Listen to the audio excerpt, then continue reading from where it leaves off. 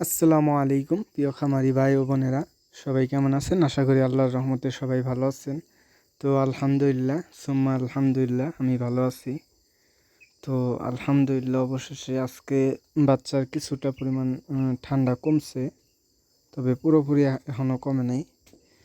তো আমি যে ওষুধটা দিছি আল্লাহর রহমতে ওষুধটা কাজ করতেছে।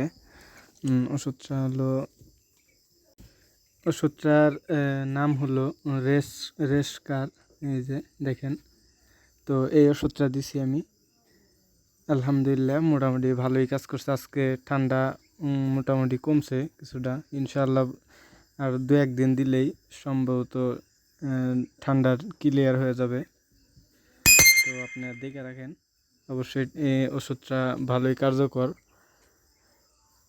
করেছে। তো আপনারা বাচ্চার যদি ঠান্ডা লাগে তাহলে অবশ্যই রেসকার এটা দিবেন, তাহলে ইনশাআল্লাহ সে হয়ে যাবে, ঠিক হয়ে যাবে।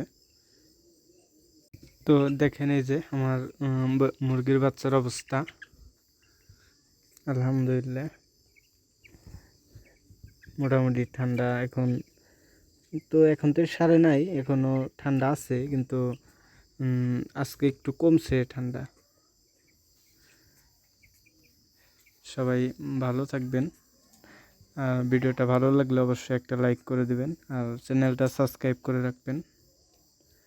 তো দেখা হবে পরের ভিডিওতে ইনশাআল্লাহ।